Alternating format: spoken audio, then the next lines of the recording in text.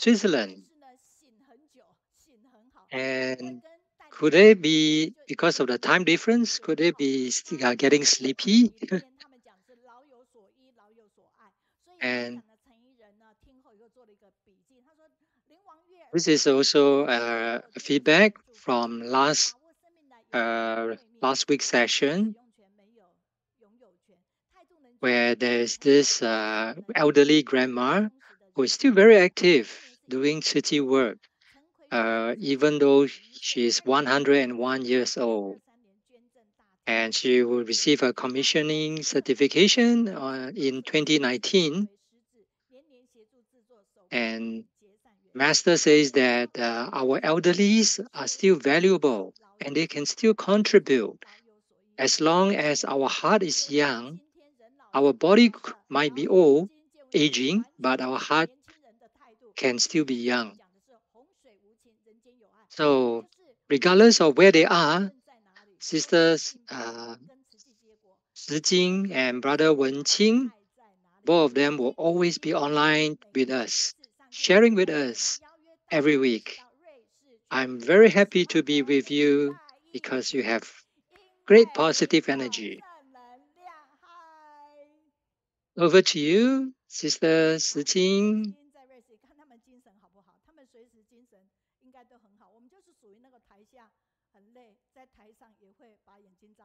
Okay. Our respectful Master Cheng Yen and Jingsi Abbot Masters, brothers and sisters. And this is Sister Jing and Brother Wenqing. And recently, everyone must have heard the news of the major floods in Beijing. So let us take a look at this news report. From the image, you can see that there are a lot of flooding from Fujian all the way to Beijing. It covers a wide geographical area. And everywhere you can see flooding in Beijing. Even the flights are all being disrupted, causing a lot of inconveniences. A lot of the major tourist attractions has been closed. So we can see that the impact caused by the typhoon is greatly felt and causing major destructions. And we can see that in Hebei, in Beijing, and you can see that a lot of places are experiencing continuous heavy rainfall since July 29, and Fangshan, Mentougou, other places in Beijing has been severely affected. This has been, it's called the biggest flood in more than half a century. And the water level of the Xiaoqing River in the southwest suburbs of Beijing has surged, and even the bridge has been washed away. And during one of the news reporting by CCTV, China Central Television broadcast, and they reported that there are a group of volunteers, social volunteers, and these are actually our Tzu volunteers helping to restore the home and clearing the mud and providing relief to the communities to restore their livelihood. And regardless whether it's our brothers or sisters, everybody are bringing shovels to remove sludge and the sewage, and and everyone is putting in their best effort, hoping that the victims could restore back to their normal life as soon as possible. And even Sister Siqing was there, and she worked very hard and sweat a lot, but she didn't complain. And she says that what she experienced is just a small inconvenience compared to the flood victims. And and so this is a time for our volunteers to go out and to render our help. And this is from this video, you can see that we are preparing, compiling, and packing the relief items to help to distribute to the families affected by the floods. And we can see that these volunteers, some of them could be working or studying, and yet they still come the next day, they still come out to provide their, to render their help. And everybody are very willing to participate in this charity work.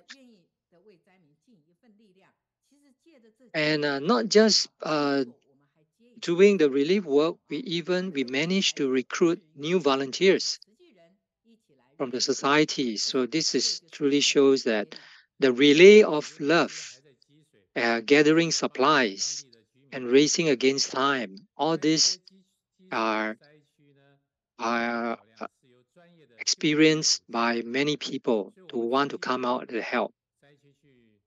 And there's still water in some areas. The flood water has not receded, so help is needed to evacuate the disaster area. And and many rescue teams have came forward to help, and the government has started to coordinate the relief effort.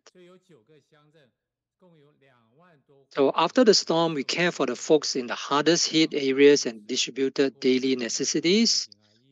We distributed food, daily necessities, clothing, and other materials to more than 18,000 disaster-stricken households in 9 towns. And not only did Shijing mobilize more than 200 volunteers, but we also mobilized members of the public to participate, as it has inspired many local social volunteers.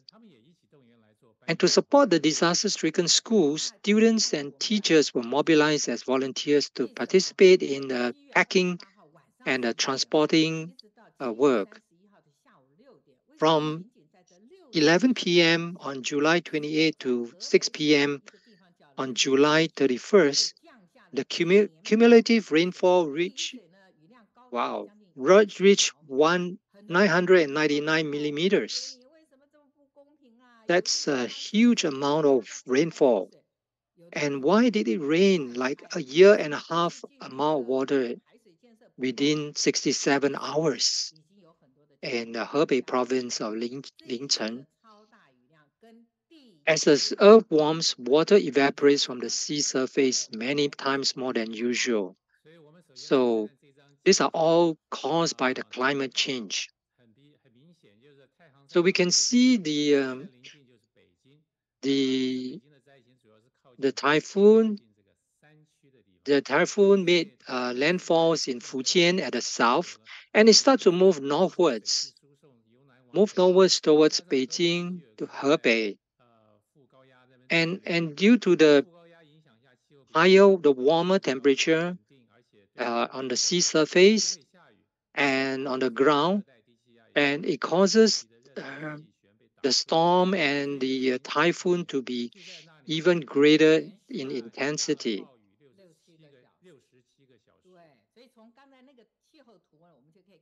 So we can see that how come within a day there is causing so much flooding, major floodings. It's okay. Let's take a look. Let's go and analyze the situation. The East Asian typhoons are now getting stronger because of global warming. And as the temperature rises and Arctic ice cap shrinks, typhoons tend to generate at higher latitudes and move northwest, even changing their path before landing in Taiwan. This will bring four kinds of results. So what kind of results? One, it's a typhoon intensity reaches its peak in areas with higher latitudes. And the typhoon may be more powerful when it makes landfall.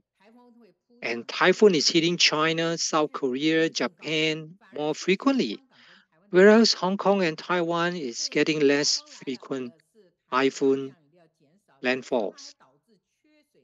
And Taiwan's rainfalls has decreased, and this lead to another problem of water shortage crisis.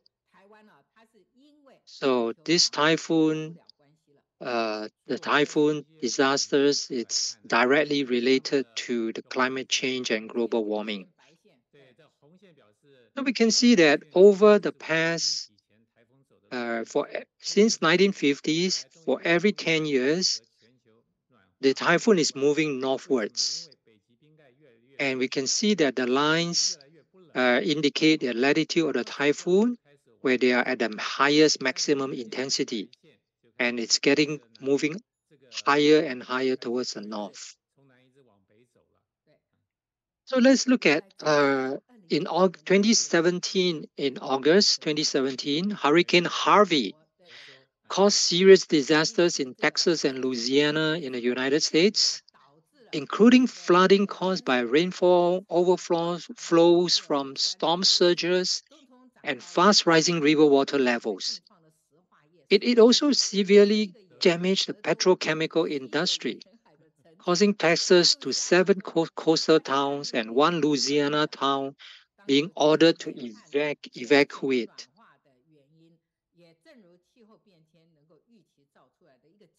And we can see that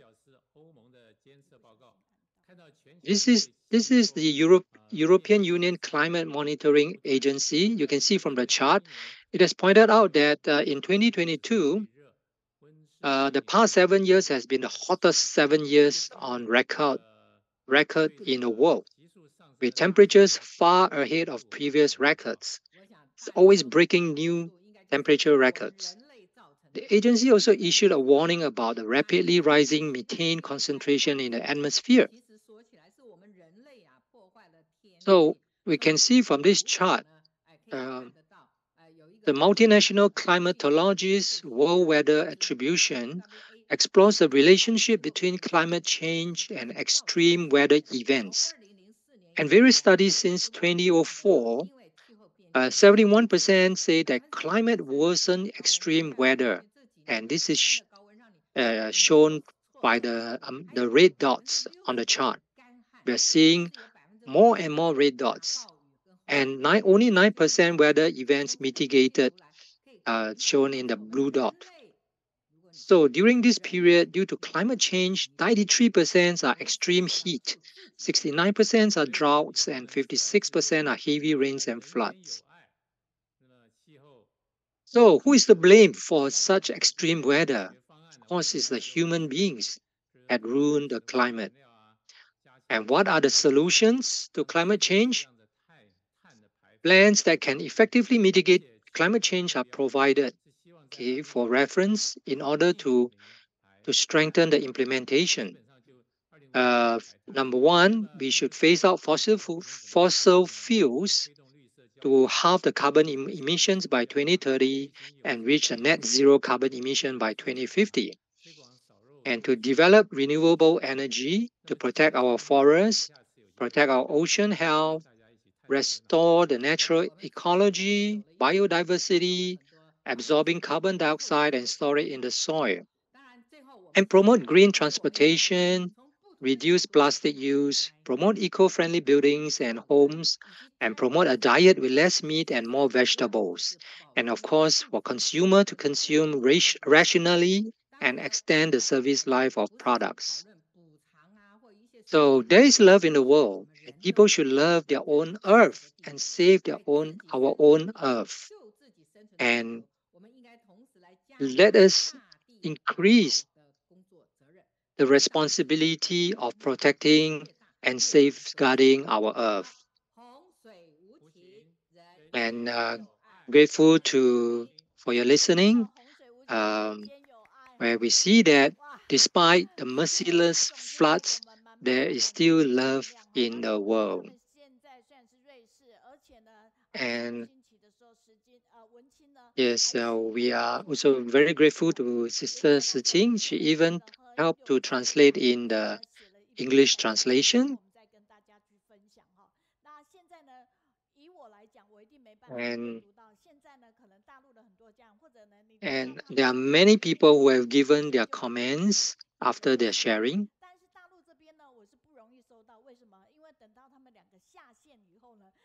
Okay, let's see. Oh, we have comments from someone from Inner Mongolia. And regardless of where they are, our brother Wenqing and sister Shijing, they are always online with us, whether they are in Beijing, in the US, or in Europe, or China, or Taiwan. They are always with us and giving us a lot of inspiration and positive energy.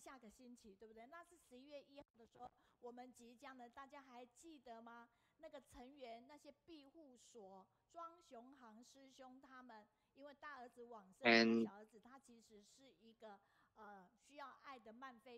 there was a story.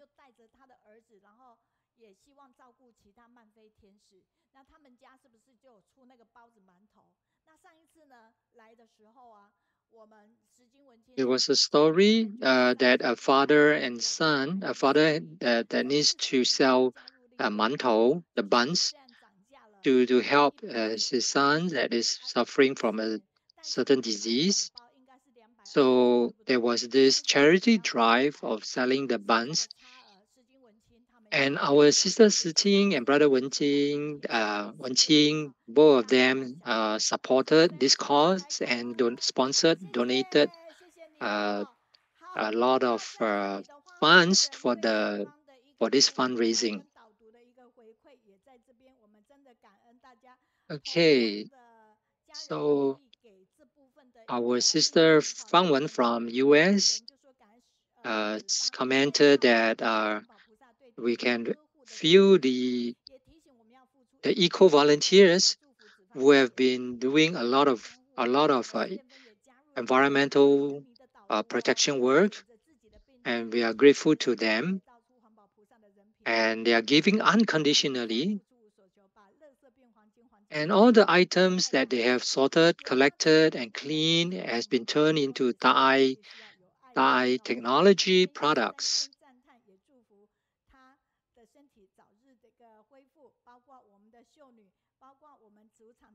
And and we are grateful to also Sister Zifang, who is not feeling well, and yet she appeared today to